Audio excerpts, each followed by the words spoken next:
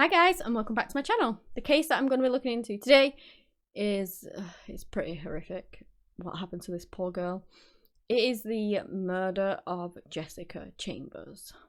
And it's kind of solved but kind of not solved at the same time, I guess, because 7 years later charges have still not been brought in this case, but the police do believe that they have their man. There's just not been any charges filed yet. You'll find out. We'll get into it. You will find out. This case was suggested by Brittany, so thank you for that. I appreciate any suggestions you guys have. And of course, if you do have any more, please do let me know.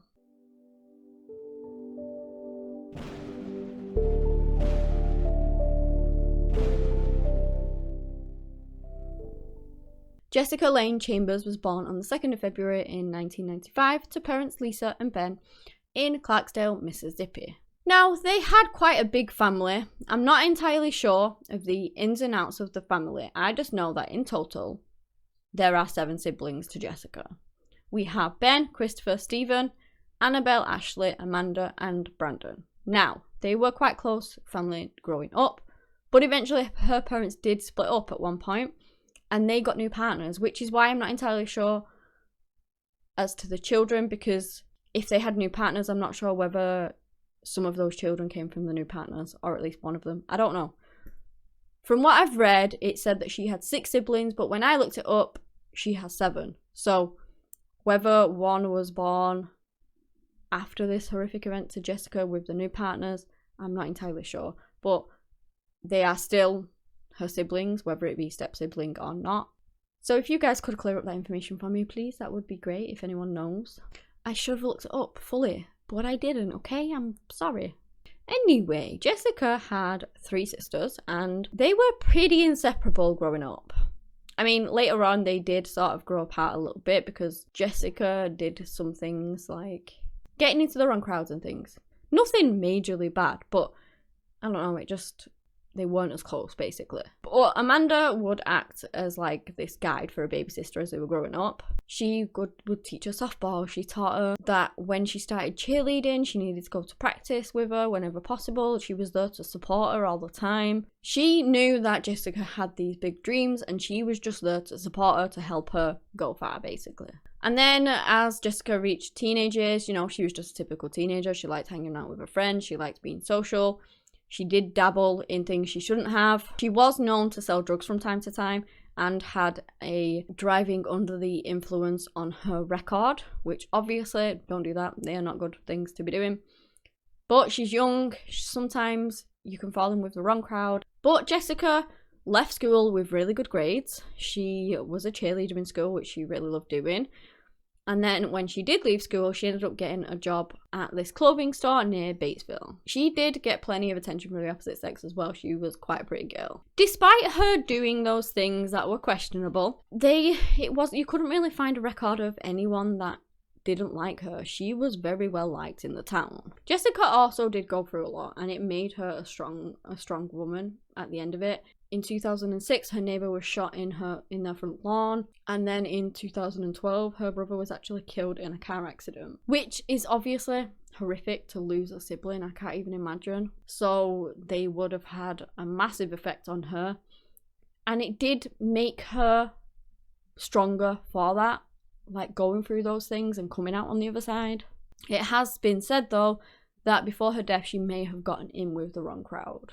So now we're on the 6th of December in 2014 in Panola County, where Jessica, who was 19 years old at this point, had spent the morning with her friends. She went to her mum's house to have a kip. She then receives a text from someone, and she tells Lisa, her mother, that she's going out for something to eat and she's going to go and clean her car. She left at 5 p.m. and that was the last moment that her mother saw her like that, and the next time would just be under the most horrific circumstances. Jessica went to a local store and like a garage, I guess, a fuel station, where they have the little convenience stores on the side. She went to one of them. She went to fill up her car. I believe she put in $14 in a car, and then she went and drove 5 miles away to Batesville, which was actually retrieved from like mobile phone data later on. That's how we know she went there. She got to Batesville, and then she began heading home. At about 6:30, she arrived in Cortland. It isn't known what she was doing up in Batesville, or why she even went there in the first place, who knows. 15 minutes later, she rang her mum, who said that it was unusually quiet. Now, I'm not entirely sure whether she meant the background. There was no noises in the background, which meant she was in a like isolated, desolate area, or that she meant Jessica was unusually quiet, like if she wasn't normally like really chatty and things like that, and on this occasion she wasn't. I'm not entirely sure what was meant by that. But at around 7:30, she ends up driving to this sort of wooded, it's a road that's not really near anything else. It's near some woods, but there's no real houses or anything too close by to it. And this is where the horrific incident happened around that time, and she would later be found at about 8 p.m. The area wasn't too far from her mother's house, but Jessica was actually set on fire while she was inside of her car. She burned so badly, but amazingly, she was still alive. 2 people driving past, 2 men I believe, actually spotted the car fire, and I think that they actually spotted her as well. So they called the emergency services. The fire brigade was called, and I believe they called for a police car as well. So firefighters are out, they're responding to the car fire, they're trying to put it out, and then they see this figure stumbling towards it, coming from out of the wood direction. I believe she ended up in a ditch and all sorts. It was Jessica, and she was severely burnt, as I've already said. I believe I've read 93% and 98%. I'm not entirely sure which is the correct, but either way, most of her body was burnt. I believe it had blinded her. Honestly, I can't even imagine how bad she was. All her clothes were gone apart from her knickers. So she's stumbling around, barely able to walk, and she's heading towards these firefighters for help, just practically naked, with the worst burns, 2nd and 3rd degree burns you can probably imagine. She was burnt beyond all recognition. It was said that her car was actually burning for 30 minutes before emergency services arrived. So again, they arrived at about 8, which leads you to believe that this happened at around 7:30.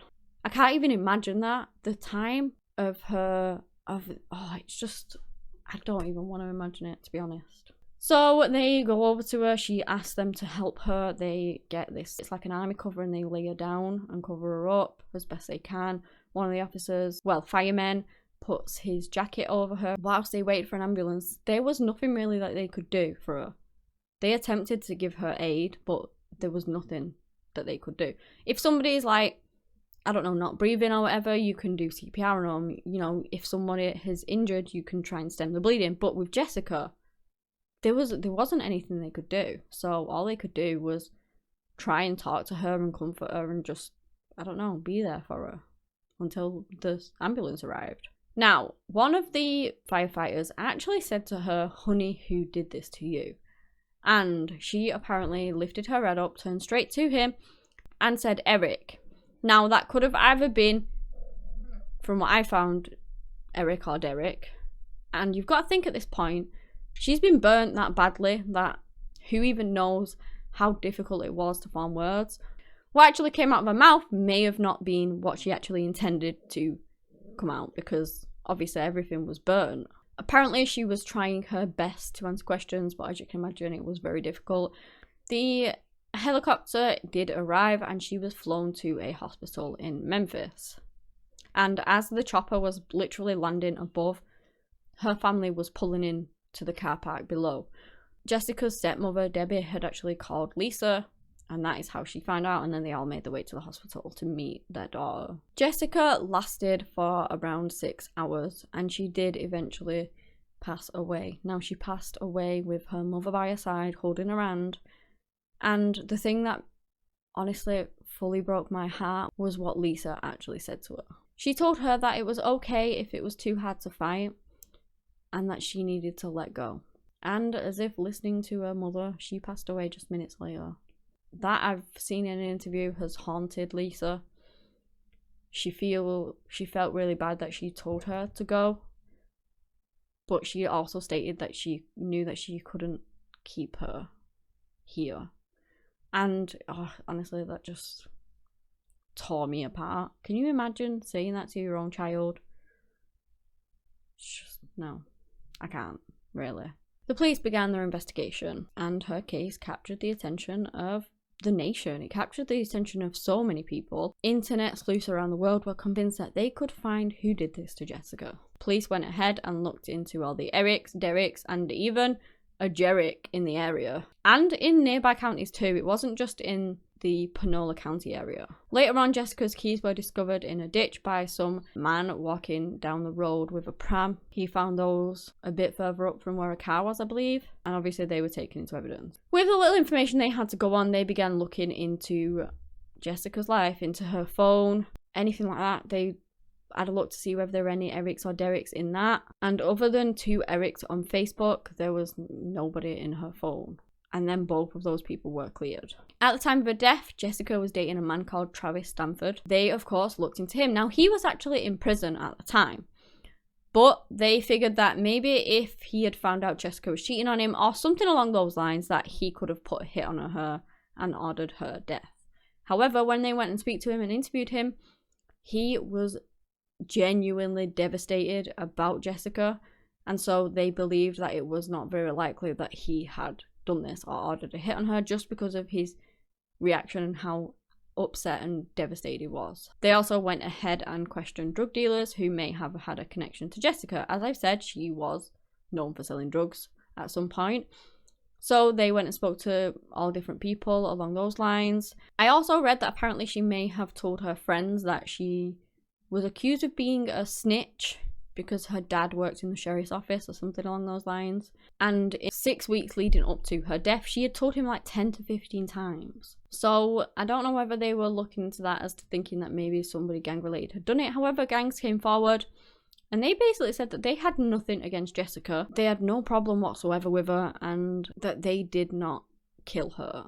So I don't know whether police believe that or not, but you know, they were looking into all aspects. They ended up interviewing 150 people in February of 2016. That's how sort of vast, far and wide it was, because they just didn't have that much information. Police turned to the public for help. They had this over $50,000 reward for any information that may lead to sort of finding Jessica's killer. And this is when the police began looking into a promising suspect. Quintin Telleth was a gang member who was also from Cortland.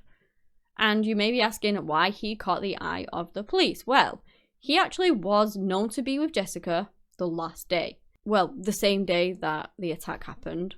And this was due to mobile pings. But he actually lied about it multiple times before finally admitting to being with her. And again, he still was not truthful even with that. Quintin had many inconsistencies in his story and he was kind of caught out every time with them. The police were obviously also looking into surveillance footage and things like that. So they found on some surveillance footage that at 8:26 p.m, which was 15 minutes after the fire was discovered, Quintin was seen at this store. However, going off mobile data, it showed that the pair were actually together up until 7:30.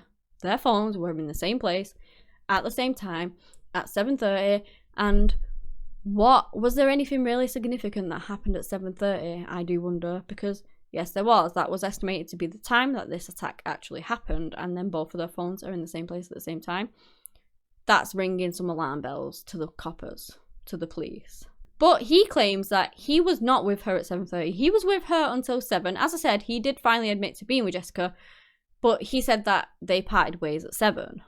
And then he met up with his friend, someone called Big Mike, and then spent the night with him. He described the car that they went off in and just said that they were together the entire rest of the night. And obviously, then the attack happened at 7:30, so he was with Big Mike. Well, I don't really get why people do that, because they're making an alibi with somebody, and then that somebody just is like, nah, that didn't happen, because they went and spoke to Big Mike, you best believe, and, well, he says that he was not with Quintin.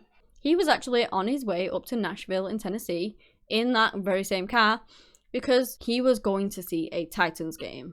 Now, this was confirmed by phone records and receipts. He was telling the truth about that. So Quintin was lying about being with Big Mike, which obviously is very suspicious. Why would you need to lie about anything, about where you was? He then went on to say his second lot of story was that Jessica picked him up, they both went to Taco Bell in Batesville, and that the two of them then well, they ate, I guess, and then they ended up sat outside in the car on his driveway. They were listening to music and things like that, and then she left at 7 p.m. Notice the time again. You know, he's definitely not with her after 7:30. This was 30 minutes before she was set on fire. Now, the thing with this is that a gas station surveillance close by actually showed Jessica leaving his driveway closer to 7:30. And they think that this attack happened sort of around 7:33 or something like that, where she then apparently drove to the area where she was later found and the attack happened. Another lie from Quintin. With his story changing all the time, it was just really, really suspicious and not good on his front. He did admit that he actually slept with Jessica weeks before what had happened. So that maybe they were being intimate and that something went wrong along those lines. This is what the police are kind of thinking at this point. Not only were the police looking into him for the attack on Jessica, well, the murder of Jessica because she lost her life, but he was also connected to a Taiwanese national who was found tortured to death in her apartment, and for that he was indicted in Mississippi in February of 2016. The massive thing in this though was the phone pings, which proved that basically what he was saying was a load of garbage. He was claiming that he was nowhere near her, but the phones were together. And in a police interview that I've seen, the officer was basically saying to him, like, there's no houses in that area, there's no nothing in that area. If you're out there and your friend lives out there or something like that, maybe you're in that house and she's drove to that area and therefore your pings are in the same sort of place, but you're not together. That would make sense. However, there was no houses, there was no nothing. It was just sort of the side of a road near some woods. There was nothing around. So it wouldn't really make sense as to why they were both there but not together. A sample of his DNA was taken, and when those keys were found off Jessica's, there was DNA found on those, and guess who it matched to? You guessed it, Quintin. On surveillance tape, they also found that Quintin had changed his clothes 3 times that day. 3 times! And it was also discovered that within an hour of Jessica's death, Quintin had deleted all of the correspondence together. Like, all of it. He had just erased her from his life, like, completely. And apparently, he later said in court that he felt like there was no point because she was dead. There was no point in keeping the messages because she was dead. And that is just very heartless. I get you probably would delete them eventually, but within an hour, it seemed more like he was trying to hide something. He also stopped checking on her too, which was something that he did often, they found through these messages, because even though he deleted them, they managed to get them back.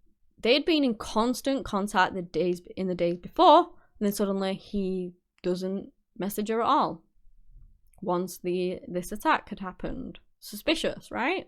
These texts also revealed that prior to her death, he had asked her to have sexual relations with him on numerous occasions, and on numerous occasions she had denied him.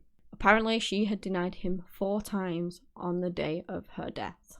He had asked her to have sex with him 4 times, and she said no every time. I bet that made him pretty mad.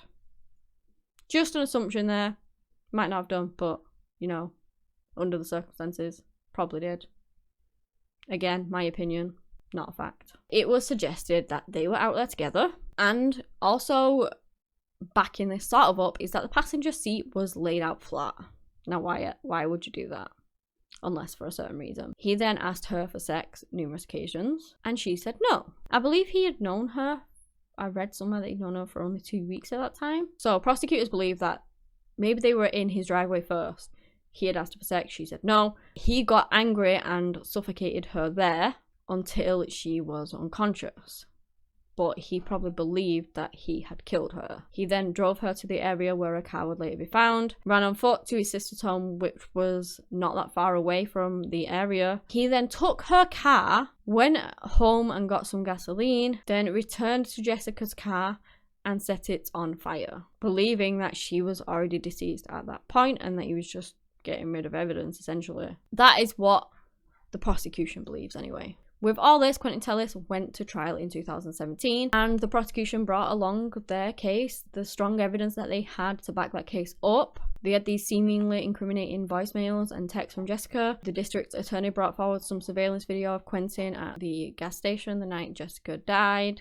They also brought up his reaction to Jessica's death, which was nothing. Like, when he was told that she had been burnt alive, he just had no reaction to that. And if you literally, even if you didn't know her that well, and say heartlessly you wasn't that bothered about her, to find out that somebody was set on fire and burned alive is horrific. So you would have some reaction to that, at least in my opinion anyway. But he had nothing. They also brought forward the fact that he had erased all the texts after she had died. And how he had callously and heartlessly said that he didn't see the point in keeping the messages because she was dead. Yeah. This trial, however, resulted in a hung jury.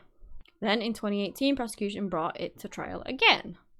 And once more, it resulted in a hung jury. They could not decide as to whether they felt like there was enough evidence to, like, beyond reasonable doubt to say that Quintin did this. In this trial, though, they brought forward a witness that said that they picked up Quintin after and that he seemed all sweaty and nervous, despite that and despite all the evidence they had.